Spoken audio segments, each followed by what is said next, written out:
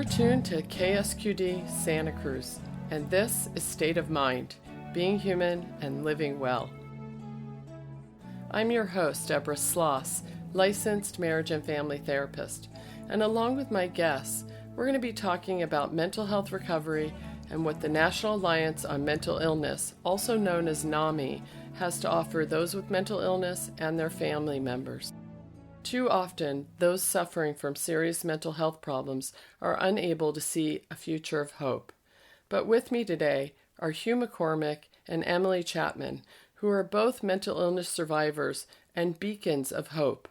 We're going to be talking about their own experience with mental health recovery and the support groups and education programs that the local NAMI chapter offers for what they call peers, which means those people living with mental illness, and for family members and loved ones. Let me tell you a little more about my guests. Hugh McCormick grew up in Santa Cruz County, in the tiny sleepy town of Soquel. For the first part of his life, he was as well as anyone else, but mental illness slammed into him in his late teens and early 20s. The diagnosis of schizophrenia came with little warning, and it took Hugh years to come to grips with his mental illness, to accept it, and to eventually rebuild his life. Hugh's life today is a testament to the power of and the possibility of recovery, as he lives a rich life not defined by his mental illness or his diagnosis. In his 10 years working for the Santa Cruz chapter of the National Alliance on Mental Illness, also known as NAMI, he has facilitated support groups, taught classes, and found his place as an important advocate and stigma buster, and a mentor to those in the mental health system and their families. Hugh's life is a testament that mental illness does not have to be a life-ending curse. 10 years ago, Emily Chapman and her family were overwhelmed with fear and confusion after her youngest son was diagnosed at age 14 with a serious mental health condition. It took 2 years of this paralysis, but she found her way to the local chapter of the National Alliance on Mental Illness, NAMI, family support group, where she was met with kindness, empathy, support, and information. Emily realized immediately that she was not alone, and she was able to quickly move forward with the help of NAMI's educational programs. From there, she became an educator, a support group facilitator, and a presenter for NAMI. Welcome. Thanks for joining me today. Thank you for having us, Deborah. Yeah. So, thinking about where to start today, Hugh, you have such an unbelievable story and path.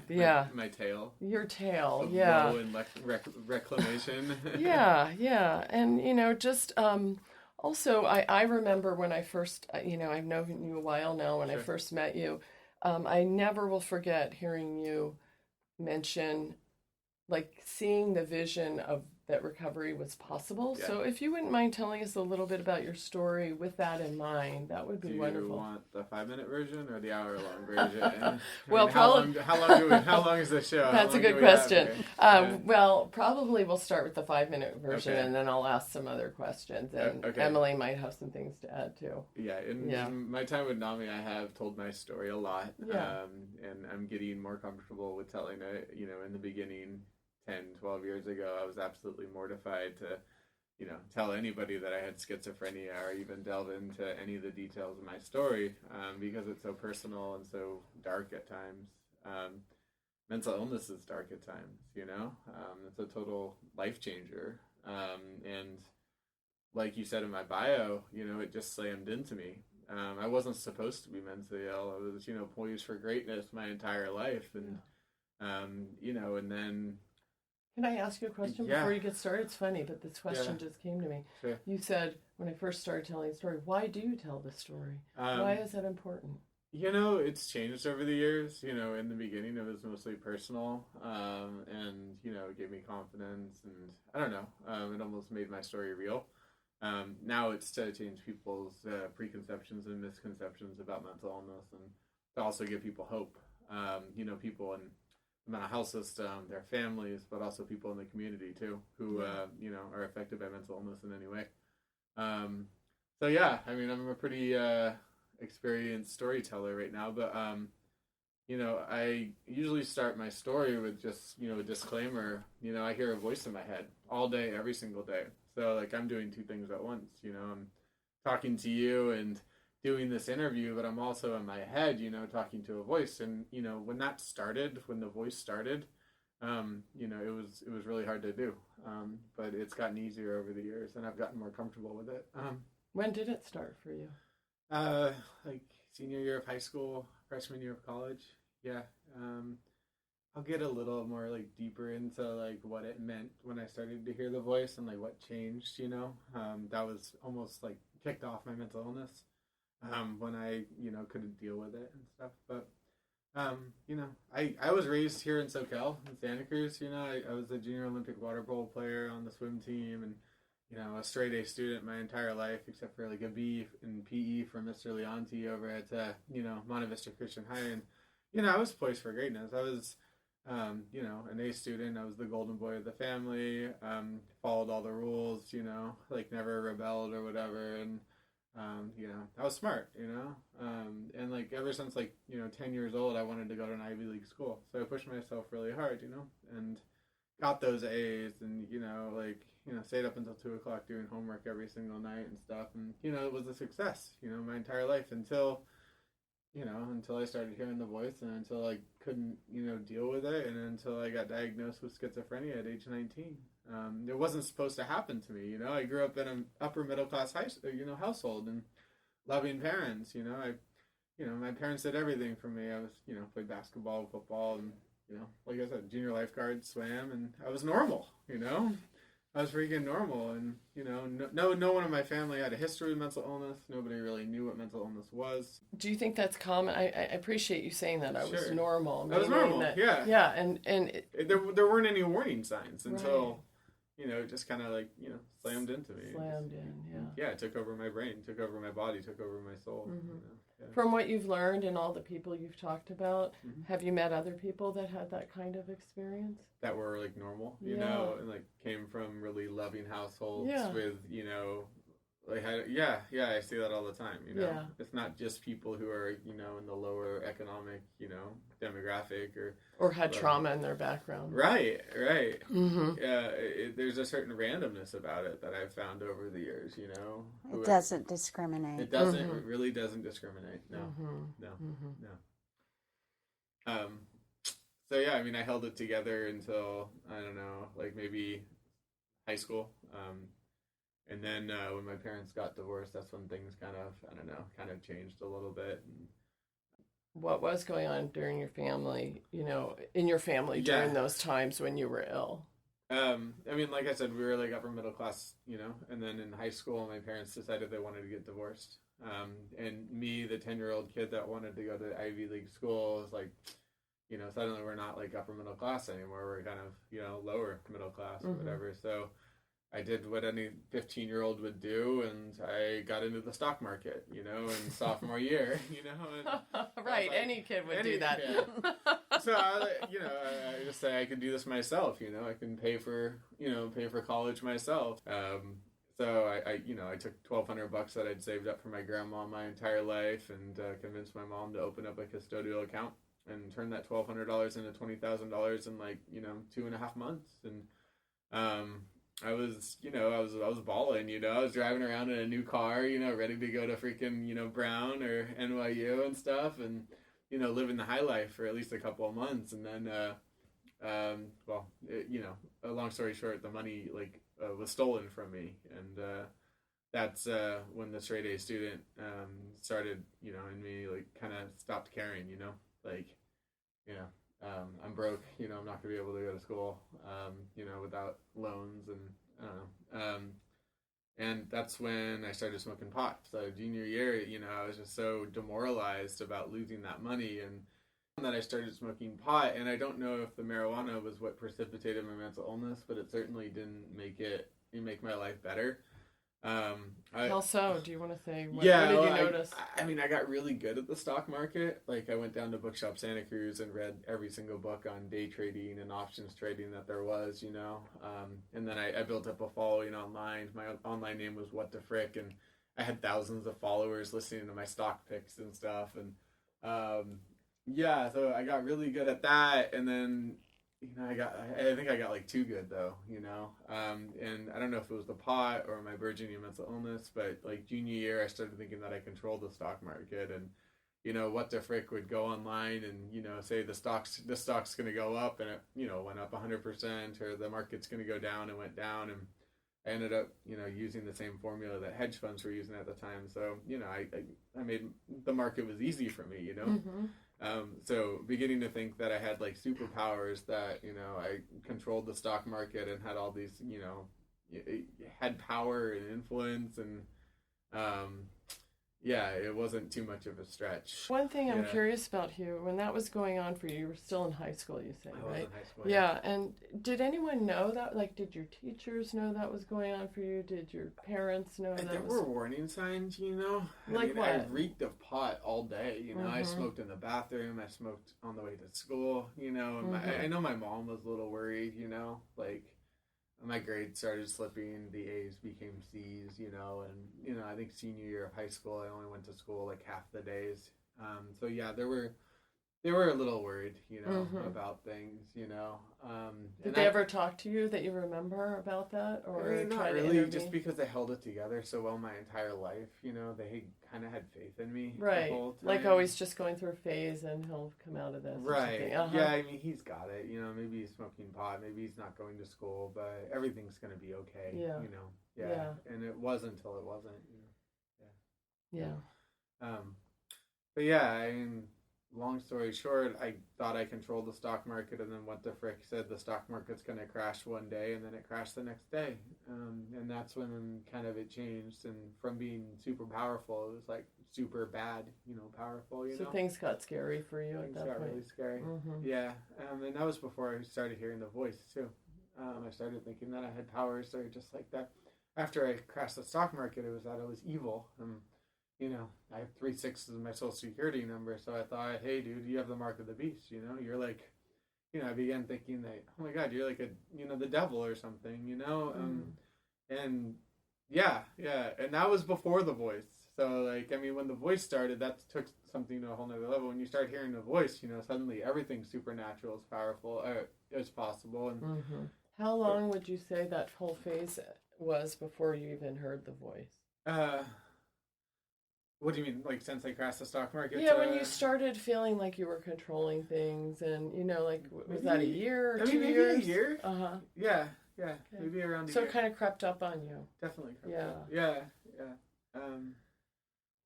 I don't remember the exact day. Yeah. It kind of like, wormed itself into my mind, I guess, So, I held it together. I graduated. I got all like C's and barely passed senior year, but I went to the University of California, San Diego, because I had a good scholarship there. But my heart wasn't really in school anymore, and I was kind of freaking out. Even though I had a girlfriend and played on the ultimate frisbee team, but I hardly went to classes at all that year. Mm-hmm. And that was 2000 to 2001. Yeah. So you went away to college, but it wasn't going so well that first year. I mean, I was happy. I had a hot girlfriend, and I was on the ultimate frisbee team, and I was smoking a lot of pot. I had a couple of friends, and then, I was still like, I crashed the stock market. Like, I began thinking the government was after me and watching me. There were black cars everywhere, and like I thought I was being followed, and monitors, because the government, whoever, knew that I had special powers, and they knew that I crashed the stock market or whatever. Mm-hmm. And and then so I made it through that year. I went back to school, or back home after freshman year of college, and then 9/11 happened, and that's I think freshman year of college was when I started hearing the voice too, a couple of months before 9/11, but I thought that I caused 9/11 too. Oh my goodness. Yeah, so that was like I tied it into the stock market. Like the stock market crashed, and then and then that kicked off terrorism and 9/11 and stuff. I just linked the two together, and it just seemed like they fit. Yeah. Wow. Yeah. So you must have been terrified. I was absolutely terrified. Yeah. I was hearing a voice in my head, it was almost like, I don't know, talking to me. It was like God watching me, like, I know you're there, Hugh, you're destroying the world, and I didn't know what to do, Yeah. When it got to its worst, what was going on for you at that time? Absolute terror. You know, yeah, when voices start, when supernatural starts, it can be supernaturally good or supernaturally bad, And if you think that you're a bad person and you start hearing voices or you start seeing things, auditory, visual hallucinations, that can get really scary really fast, I guess, And if you think you're a bad person, like for me, I was like, supernatural is possible. So you're not going to just be crucified once, you're going to be crucified 1,000 times, or like hell's real and stuff, Because I don't know, it just doesn't make sense anymore. It's almost like flying, It's like, it's a world changer. Yeah.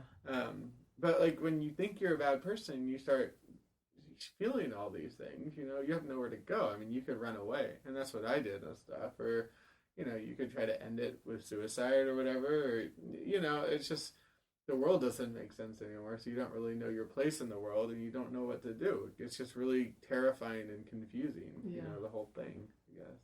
You describe that really, I mean, you give that description, I can almost imagine, but it's hard to imagine. It's hard to imagine, I think, unless you've really lived that experience. But a lot of people do live it, I mean, it's, Yeah. So, over the years, you said something about schizophrenia. Were you given many different diagnoses over the years? Yeah, definitely. Could you just name off a few? Yeah. I'm just curious. There's a lot of overlap between diagnoses in the mental health system. There's like not much difference between schizophrenia and schizoaffective disorder or bipolar. So yeah, I mean, I was given them all. It went from schizophrenia to schizoaffective disorder, back to schizophrenia to schizoaffective disorders. Like, I think bipolar was even in there, once or twice, Yeah. It doesn't really matter. The diagnoses don't really matter. The treatment is the same. Usually the meds are the same and stuff. But, I mean, yeah.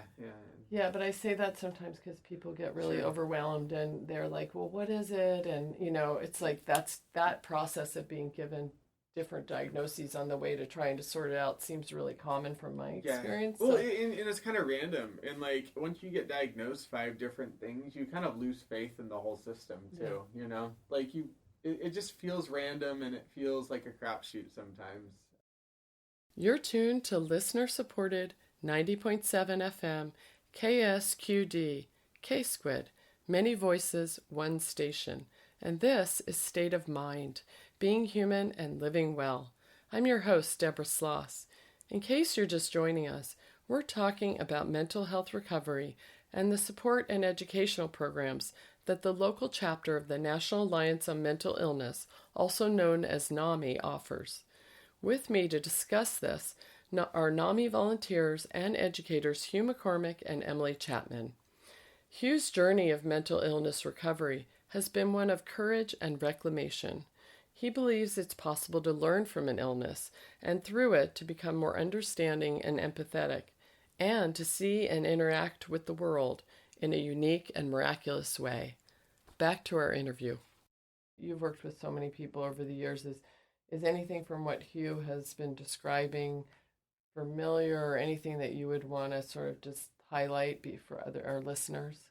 Well, I think what he is saying is very common for people who are experiencing these kinds of challenges with the voices and the thoughts, and it's a lonely world for a lot of people because they're not really able to, and you can confirm this, but it was probably very difficult for you to discuss this with anyone. Yeah.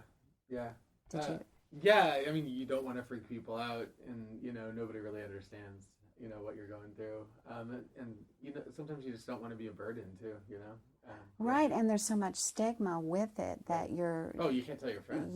You can't tell so many people, and even as a family member, it's very difficult to share the information because people automatically run to judgment that someone's at fault or it was because of this or that, and not that this is an illness like any other kind of illness. And these symptoms that you're experiencing are just like any other symptoms you'd have with, heart disease or any other type of medical illness.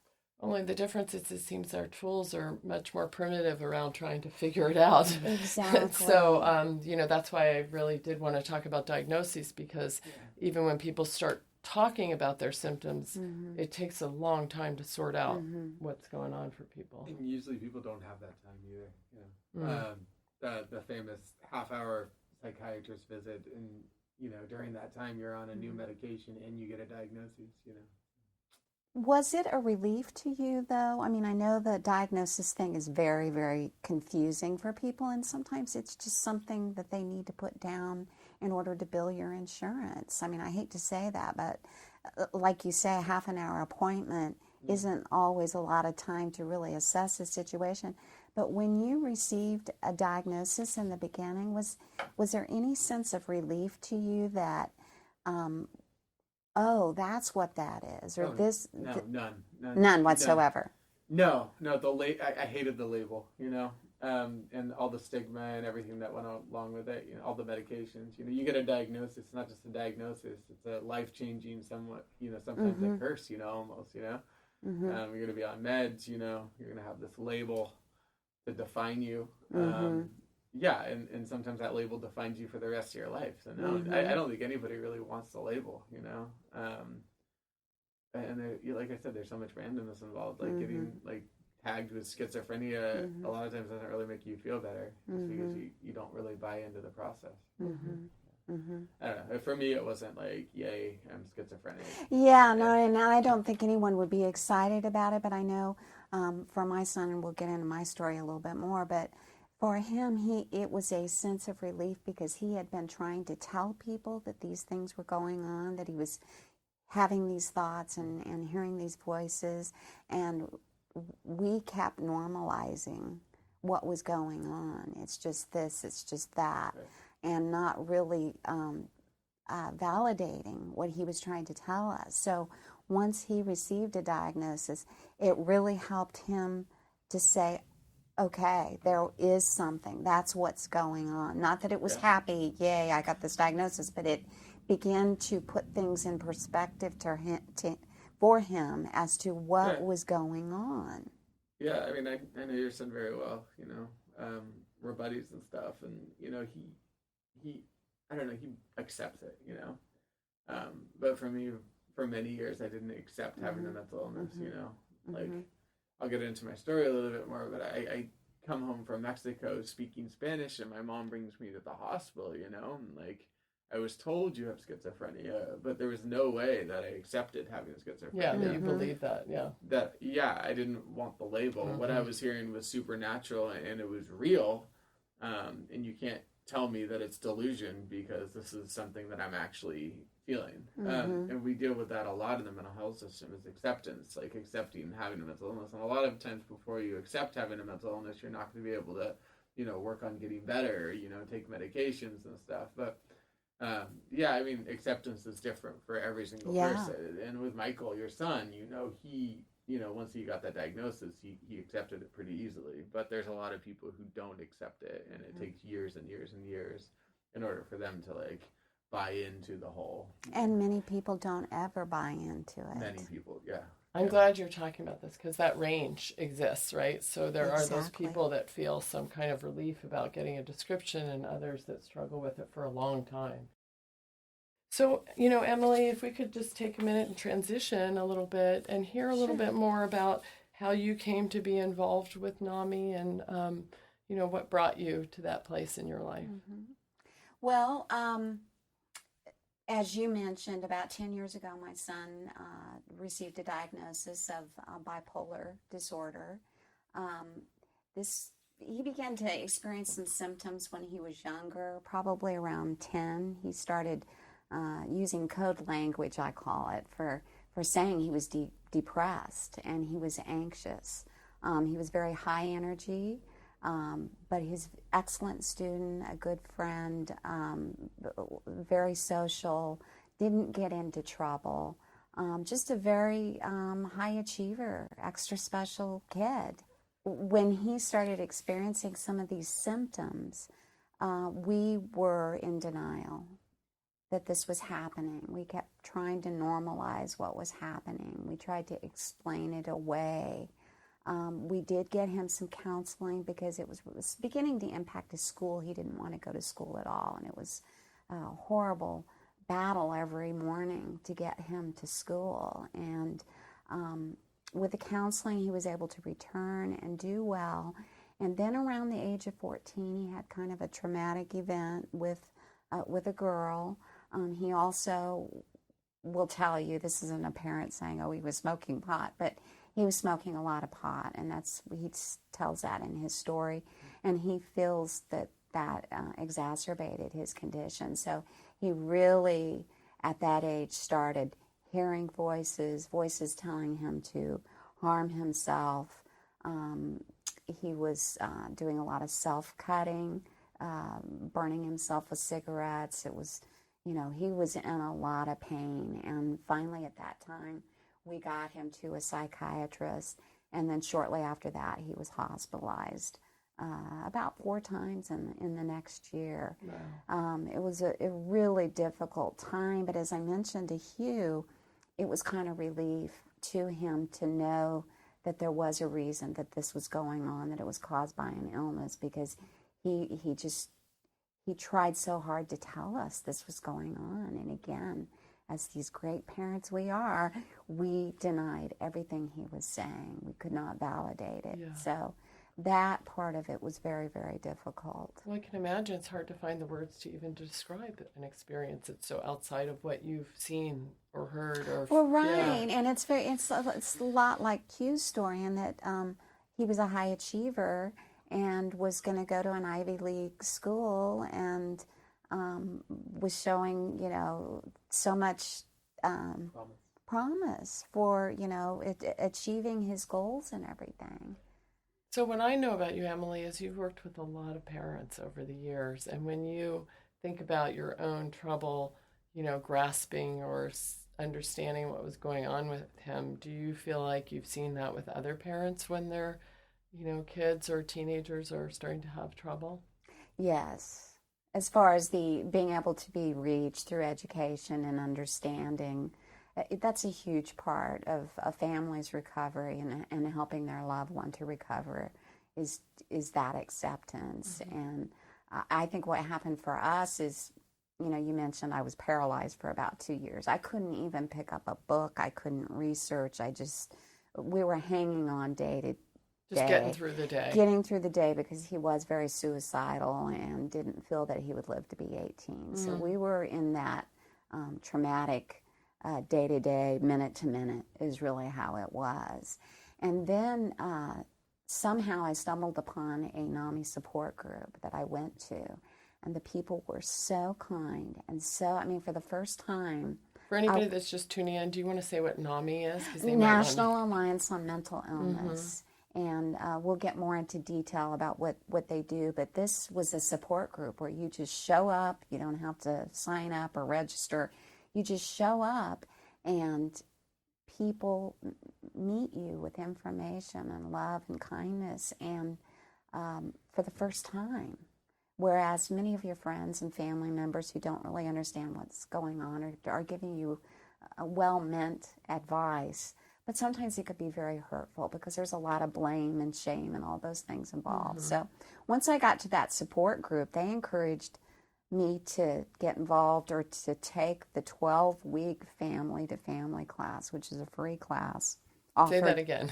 It's a 12-week free class offered to family members. Yeah, I wanted our listeners to hear it's free because that's really remarkable. Yeah, it's free. All of NAMI stuff is free. All of the classes and support groups. And my husband and I went to that support group, and it was life-changing. It was life-changing for both of us because... Well, in what ways? What would you say you got from that? I think often when... I can't speak for people who experience these symptoms at a later age or, over 18, but when you have a child that's a teenager, you don't know what is teenage behavior and what is mental health, what are the mental health issues. And so you try to tease that out, but it's very, very difficult to do, very exhaustive. Mm-hmm. So to go to a class where they really kind of address some of those issues that was really, really helpful for us. And, 12 weeks of education and community and camaraderie and support and love and acceptance. Yeah, and so it's more than just the information, right? Yeah. It's people who get it. It's a place to land with this unbelievable experience you're having that's so otherworldly. It's an unbelievable experience for the parents too. Yeah. You know, my mom was freaking desperate for, you know, like Emily, like 5 years before she found NAMI and stuff. And it was a very lonely and chaotic time for me, but it you know, for her and my entire family too. Like they didn't understand what was happening to me, you know, and they did their best, but there wasn't anything for them. And NAMI changed my life, but it also changed the life of my mom, and you know, and Emily and Michael too. It's just this wonderful, amazing community that's like a secret out there that, you know, once you find it, you know, it's like finding El Dorado or something. Yeah, it's hard to imagine that anybody could go through this process alone and not know that there is a whole community out there for the peers too. I mean, I'll talk a little bit about absolutely for peers. You know, do you want to talk about when you first found your way to NAMI? I kind of glossed over like a bunch of my story, but like long story short, like I spent 4 years conserved in the mental health system, bouncing around from facility to facility, you know, locked facilities, unlocked facilities, and I was hospitalized 13 times, you know, like I had a really rough road. It was the longest 4 years that anybody could have ever lived. Every day was, you know, just felt like it dragged on forever. And a lot of that was the groups that I had to go to, like a lot of the mental health facilities and the programs and stuff, like they're very group centric. So you wake up at 8 o'clock in the morning, go to group, you know, have lunch, go to group, take a break, go to group and stuff. And basically like linked together by cigarettes. And but you know, after those 4 years I was traumatized. I was 324 pounds, you know. I counted up all the groups that I went to, and there were 905 groups that I went to. Total hopeless, you know, hopelessness, fatigue, over medication, all that stuff. And I guess you know, I said I was never going to go to a group, but I heard that one of the NAMI groups, peer-to-peer, which is kind of a companion piece to family to family. Yeah, do you want to say what that is? Peer-to-peer is a 10-week class for people in the mental health system, like me, I guess. Who are living with mental health. Right. Yeah, peers, issues. Peers and consumers and people with bipolar, schizophrenia, anxiety, pretty much any mental illness can go to this class where we learn, I don't know, it's like not even like learning, it's just being together and examining mental illness, doing mindfulness techniques, and you know, discussing relapse prevention and kind of like the neurobiology or like what's going on in our brain too, which is kind of fascinating, you know.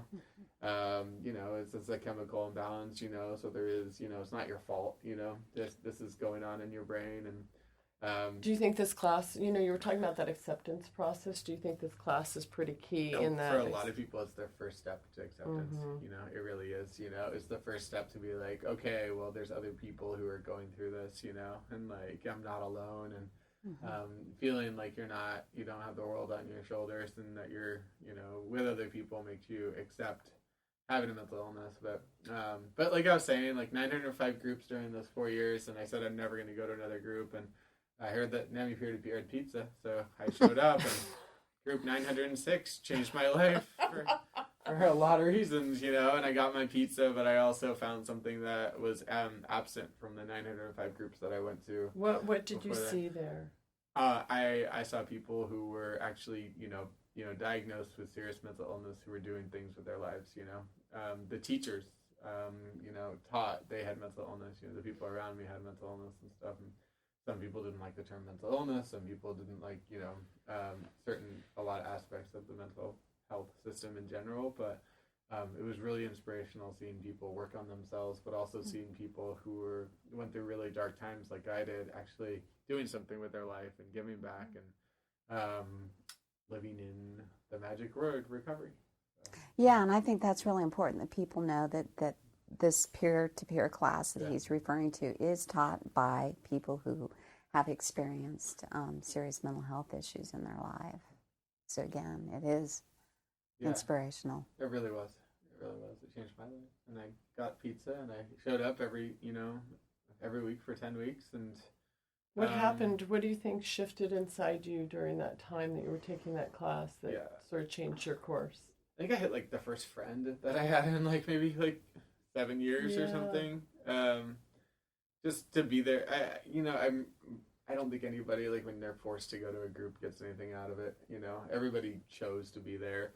Some people were bribed by their parents, and paid to be there. But for the most part, people showed up because they wanted to be there, and they were interested in recovery and, like, working on themselves and stuff and trying to find people who were going through similar things, or, just a safe place to talk about what they were going through too. And I definitely felt safe there. And that warm, fuzzy feeling that NAMI gave me kind of made me want to, like, stay involved with it. And that kind of kicked off, me trying to volunteer for NAMI, and then eventually having a huge role in, NAMI Santa Cruz County.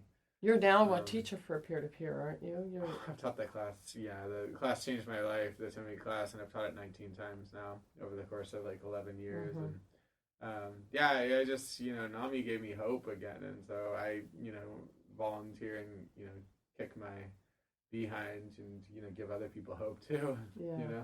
Our programs are the best. I mean, but I've had the good fortune of being one of your students. That's where I first met you many years ago. Pupil.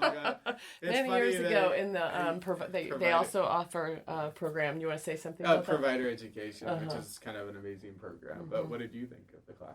I thought it was fantastic, and I will never forget the personal stories that people shared in there, and how poignant and real, and how inspired I felt by hearing those stories, and then seeing them up there in a leadership role, you included, and also just the courage, to kind of keep going when things are so scary and so dark, because there were family members there too as part of that class.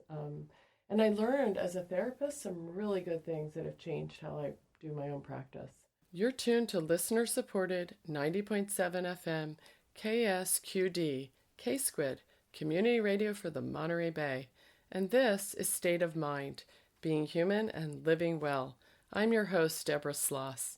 In case you're just joining us, we're talking about mental health recovery and the support and education programs that the local chapter of the National Alliance on Mental Illness, also known as NAMI, offers. With me to discuss this are NAMI volunteers and educators, Hugh McCormick and Emily Chapman. Both Hugh and Emily's personal stories of mental illness recovery offer hope, and they're here to share information about how to access the free support groups and free education classes available through NAMI to those living with mental illness and for family members and loved ones. Back to our interview. One of the things we teach in peer-to-peer is that there's, stages of recovery, and recovery is the magic word, and I think we'll talk about that, a little bit. You can get your life back, and recovery means different things for different people, but there are, like, stages and, towards recovery. You're not just going to, like, wake up one day and just be, recovered or whatever. Do you want to share some of what that is? That might be really interesting for our listeners. Okay, so, like, the first stage is, like, the recuperation stage. You've been hospitalized 13 times, you're over-medicated, you just lost your family and all your friends, and for me, like, the only thing that you own is, like, 2 pairs of hospital socks. And then you get your own space for the first time. Like, for me, I got out of the hospital, hospitalized 13 times, hospitalization 13. I get my own apartment for the first time. I'm 324 pounds. The only thing I want to do is just, like, shut my door and, eat donuts and drink Coca-Cola. Recuperating. You just got punched in the stomach, and, it's going to take a little while to get your wind back, That's stage one, recuperation stage after trauma can last, years or whatever, and it shouldn't be rushed. And a lot of people in the mental health system try to rush that stage. And for me, that stage lasted maybe like 5 years. And that was before I took that NAMI class and got the free pizza and stuff, And that started my rebuilding stage, which is stage 2. That rebuilding stage took me another 5 years, And that led me to, what are some of the elements of rebuilding, just if you could say kind of what you've seen? Finding your footing again, For me, it was like going to the gym for the first time and actually caring about my body. Maybe eating 2 donuts instead of 12. Less Coca-Cola, maybe grooming a little bit more, Just, like, caring a little bit more, Like, kind of shedding off a piece of that trauma and actually believing in yourself and believing in the world again. And that stage kind of carried me into NAMI, And then, like, you go back and forth between like rebuilding and recovery and stuff. And for me, I didn't reach recovery until, maybe like less than like 5 years ago or something, so it took me over a decade to like, move from recuperation to rebuilding and into recovery, which is, I'm pretty sure I'm in recovery right now. Sometimes it feels like I'm in rebuilding and stuff, but what do you think a couple hallmark aspects of like recovery are?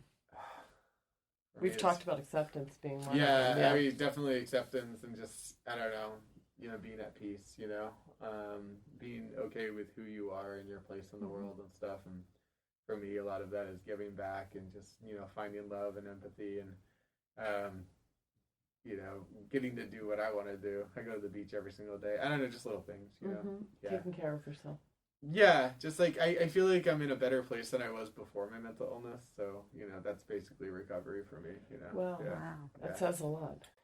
So you heard Hugh, Emily, talking about those stages of recovery. Is there anything from your experience you would want to share about that, about what that was like for you or for your son?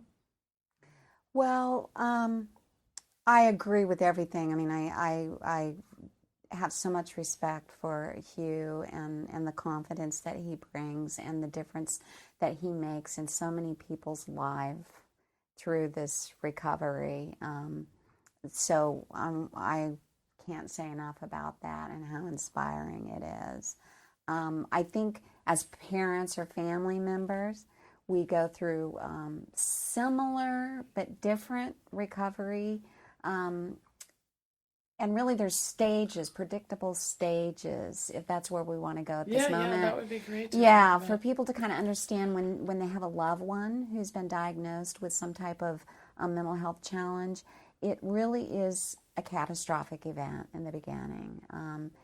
People are experiencing probably similar to post-traumatic stress. Things are constantly happening, and you're not able to really process any of it. You're just flying by the seat of your pants, just trying to keep your loved one alive or keep things, okay. So there's a lot of shock. It's a crisis. As I said, it's a catastrophic event. People have to feel that and go through that and understand that that's what's going on. And oftentimes I see with parents, as we know with the different illnesses, people have good days and they have bad days. It's really easy as a parent if you have a couple good days in there that you see with your child that, oh, everything's okay. This was just a blip, but now we'll go right back to. So you're kind of hoping against hope that this was all a big mistake. So that's really common, and that's that first stage.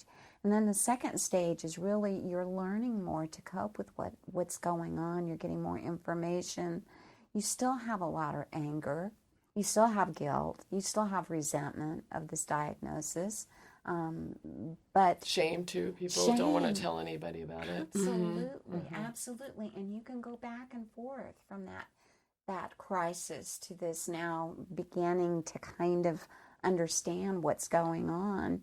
And you have grief too for a lot of parts with these illnesses. You see behaviors, new behaviors come on that weren't there before, and maybe some things that had been a key part of this person's personality, those behaviors go away or disappear. So there's lots of changes, but beginning to understand those things.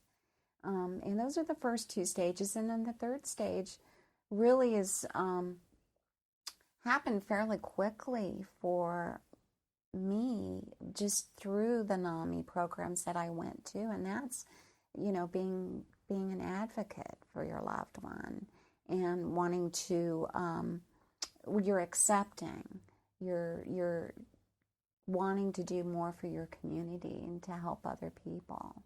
And again, you can go back and forth. I can be in advocacy sometimes and go back into those other stages because of certain events. Mm-hmm. But I think it's important that families know that that's really common. And often, if there are two parents or partners parenting this child, they can be at different stages also. And that can be very difficult for the family where if one is in advocacy and the other one's in crisis. So it's important to understand those, and those are things that we go into in detail through the 12-week program, Family to Family. Which my mom teaches now too. Like my mom and I are kind of like the NAMI tag team, parent-son combo. We've spoken together at conferences and stuff. And, that family class year now changed her life, and so she's giving back too, Just like so really you're talking there's an important parallel process, not only for the person, whether it's a young person or an adult or family member experiencing mental illness, but all the other family members also are having this parallel crisis process. Exactly. And they also, it sounds like, need a lot of support and help to understand it and to navigate and figure out how to be helpful in that system. And that's why that family to family is so important for everybody. And I've had the good fortune also of taking classes with Emily, who is a fantastic teacher. So compassionate and so human. Yeah. Well, you took a shorter version. As I recall, it was a 6-week program that we offer called Basics, and that's for parents of youth specifically. And the reason we condense that into 6 weeks is because it's often very difficult for parents to be away from their kids, especially in the evening. If there is schoolwork or other children at home, it's difficult for parents to be away. So we condensed it into 6 weeks, and then we focused a lot on, the school system, keeping, records, and learning about the brain, as Hugh was mentioning, how does the brain work, and touching on different medications and how they affect the brain, and alternative types of treatment, a lot of different treatment modalities out there. So covering a lot of bases just in a little shorter period of time. So let's say somebody was, in the middle of crisis right now, or one of their loved ones or a family member, and that crisis could look like anything. It could look like they're in the hospital right now. It could look like you just see the family really struggling, right? Trying to deal with day-to-day life, as you were talking about. You have such an incredible wealth of experience and wisdom, and have heard also so many other people's stories. What would you say to them right now? Well, I think, it depends on what's going on for the family. I think safety is one of the most important things, and we hear a lot of that where there's lots of violent behavior, actually, for people who are just or kids who are experiencing extreme states of confusion and anger. And again, you've got the teenage stuff going on in there too. So safety is paramount, and I think having a crisis plan, knowing how to access, 911, being able to ask for an officer who's been trained through NAMI's programs. Do you want to say about that? What kind of training would they ask for? Well, a CIT officer, which means they've had crisis intervention training. Mental health crisis intervention training. Yes, okay. Very specific training that NAMI offers to all law enforcement in this county. And I think it's important, if you have to call 911, it's helpful if you've got somebody who has that understanding. So, and where would you tell them to find help? NAMI has a warm line, which can actually be like a link to other services and stuff. Oh, great. Do you know that number off the top of your head? It's 427-8020. Is that an 831 area code? Yeah. If you don't know what a warm line is, it's a number that you can call where you can talk to somebody with NAMI, usually a parent or a family member of a loved one with mental illness, and learn about NAMI services, but also it's a bridge to other services. Right. NAMI does have a lot of different educational services as well as support groups. And the website, the local website, if you just Google NAMI Santa Cruz, you'll get to it. Well, NAMISC.org. But yeah, NAMI Santa Cruz will get you there too. I mean, yeah, Emily mentioned the support groups. I've been leading the peer connection support groups for maybe like a decade or something, and it's a great place for somebody who's going through crisis, who needs help and needs to talk to somebody like right now to actually go to. And it's a good community and stuff too. So describe who that's for. It's for anybody living with a mental illness. The family members have their own, support groups and stuff, but for peers, it's called Peer Connection, and we have groups twice a week. So when you show up to a support group, you're getting group wisdom on top of specific individuals who may have information that can help you directly. And then from there, we really encourage people to get into these educational programs, the 12-week program, the basics program, and that really can help people find their way through crisis. Okay, and those also are listed on the website, all the different classes that you've mentioned today. Absolutely. Okay, great. Yeah, I just want to mention one more thing. Like, a lot of the times when you're in crisis, you don't really want to go to the hospital. It's called Second Story. It's a peer-run respite house, which is like a house. It's a safe house, run by peers or mentally ill people, and guests who do not want to go to the locked behavioral health unit or the inpatient unit at telecare can call Second Story and talk to somebody there, and as long as they're in the county system of care, can stay 2 weeks there, where they receive 24/7 support. It's a 100% peer run. Wow. I recommend it. I think I've seen a lot of people experience really good things there. Yes. Is there anything else that you think would be really important that you wish you had, somebody had said to you at a certain important point when you were in crisis? It's just finding somebody who understands, I'm always there to talk to people, family members or peers who are going through crisis. A lot of the time it's just listening too. Yes. Yeah. People need to talk about what's going on. It's so often we want to normalize. We want to say, "Oh, that's not happening," or "There are You're going to be voices," okay. or "It's good." Yeah, and they need to hear somebody. And as parents, we need to hear somebody validate our concerns, and our loved ones need that validation. Very important, and especially from somebody who has experienced, Who gets it. Yeah. We're coming to the end of our time, but you were touching on lives being enriched. Sometimes there are things we would never choose in our life, and yet at the same time it transforms us in ways that we might value or appreciate.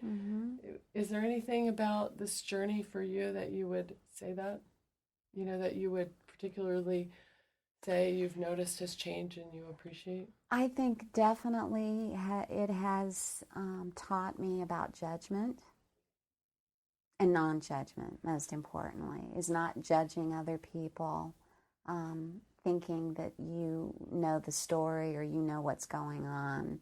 I often see a situation where before I might have a negative judgment, I don't anymore, because I know so often we see things where mental health issues are involved, or depression or anxiety or whatever, and that kind of colors the picture. And it's really uplifting to not have judgment on other people. And so if that makes sense, I think that is one thing that has helped me personally a lot. I heard you say earlier, Hugh, that you said your life now is actually better than before you got ill. It is. Like, I used to, not really like myself, and I was a little bitter, angry dude, without much love for myself or, other people too. And what I went through kind of just, took me so low that I had to actually, build back, and, every step was just, it took a long time and a lot of effort and stuff, but I feel like I made it to the top of the staircase right now, and I dropped out of UCSD, and then 5 years later I was 324 pounds, over medicated and stuff, hopeless, and today I actually went back to school and got my associates in journalism at Cabrillo, and I'm up at UCSC right now, graduating in June with honors, and using my journalism degree. I'm working for the Good Times right now, which is a local paper here in Santa Cruz, and on the County Mental Health Advisory Board, on the NAMI Board of Directors, peer programs coordinator, and, got a car, got an apartment, got a really great Chewini named Groot, I have friends, and, growing up I didn't really have many friends, but, I found that purpose, and I found a community, and tomorrow Michael Chapman, Emily's son, is going to go disc golfing with me and stuff, and I'm on the UCSD disc golf team. I'm doing all these wonderful things. I'm writing a book and stuff that I don't really think that I would have done if I hadn't gone so low, been hospitalized 13 times, become a ward of the state, lose my family and all my friends and stuff. I was so low that, I'm up here and it feels really great, because it puts things in perspective. Mm-hmm. And, sounds like you're full of gratitude. I'm super full of gratitude. And I'm happy, I'm a good person now. And I wasn't really before. Yeah. So, I have schizophrenia. Yeah, I take medications, but I'm able to function, and I'm able to, change people's misconceptions and preconceptions about mental illness. Thank you so much for coming in and sharing and being who you are, which is so inspiring.